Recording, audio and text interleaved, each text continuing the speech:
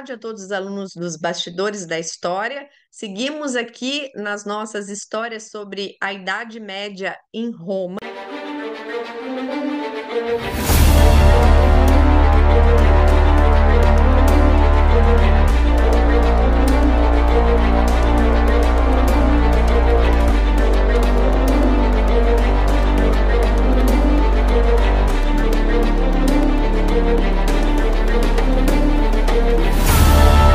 Bom, olha só que interessante que no dia 27 de março de 1162, a Comune de Roma, que é o equivalente à prefeitura, vamos dizer assim, emitiu um édito, ou seja, um documento, uma espécie de lei, sobre a coluna de Trajano. Na época que eles fizeram esse documento, na base da coluna de Trajano existia uma igreja pequena dedicada a São Nicolau. Essa igreja era ligada, vamos dizer assim, pertencia como se fosse um braço da Igreja dos Santos Apóstolos, que é uma igreja que em breve nós vamos falar um pouco mais, porque ficava junto à casa do Papa Martinho V, que foi o Papa que conseguiu definitivamente trazer a corte papal, a cúria, para Roma lá no início do século XV. Então, essa igreja aqui pequenininha de São Nicolau existia ali na base da coluna, né? Usava a estrutura dela era fora, inclusive é bem interessante que eles chegaram a usar a coluna como campanário, olha só. Então, tinha um sino lá que eles usavam como se fosse o sino da igreja. Então, era como se fosse a torre, o campanário da igreja de São Nicolau.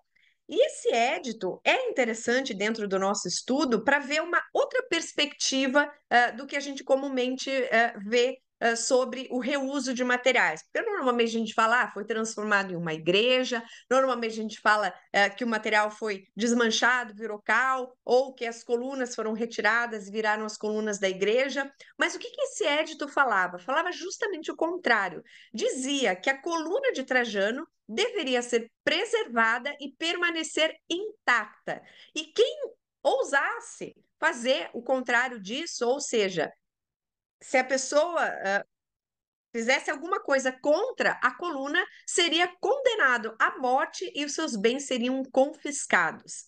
Então, esse édito medieval de 27 de março de 1162, que a Comune emitiu, vai colocar uma espécie de tutela, de proteção na coluna de Trajano. E o texto é muito bonito, eles colocam assim: pela honra pública da cidade, ninguém deve destruir ou danificar a coluna.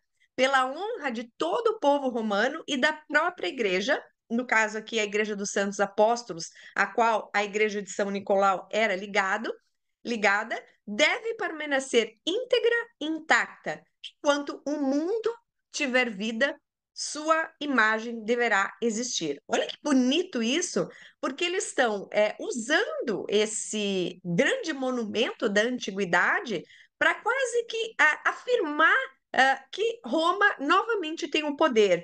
Essa coluna era um monumento, e é o único que sobrou praticamente intacto ali do Fórum de Trajano, e que conseguia representar de forma muito clara, muito visível, o que foi a grandiosidade de Roma. Então, nesse sentido, a Comune, que, como a gente viu nas aulas passadas, tinha renascido ali em 1143 ou 1144, fundada nessas referências do que tinha sido a antiguidade, do que tinha sido a República Romana. Inclusive, a gente viu que eles voltam a usar o Senado e o povo romano.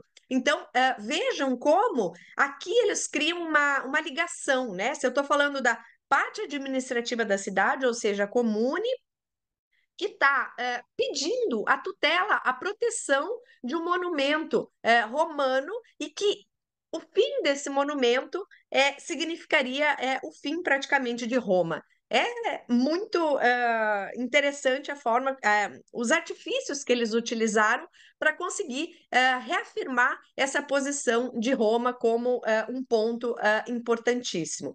E nesse sentido, vários documentos vão enfatizar a importância de conservar algumas construções e alguns monumentos antigos e também conservar, por exemplo, a muralha de fechamento da cidade. É claro que a gente não pode se iludir achando que isso era já uma forma de preservar o patrimônio histórico, como uma forma de identidade. Não, aqui tinha um cunho muito político, né? Tinha o cunho político de você preservar o que tinha sido a grandiosidade de Roma e também por necessidade prática e econômica. Vamos lá, por que eu vou preservar o Panteão, que foi o primeiro templo romano a ser transformado em igreja? Eu vou preservá-lo porque assim eu já tenho uma construção que está lá praticamente intacta e que eu posso usar esse espaço para poder colocar uma igreja grande. Com isso, eu vou resolver o meu problema prático, que eu preciso de uma igreja, e vou resolver minha necessidade econômica também, já que Roma aqui estava começando a se levantar. Isso lá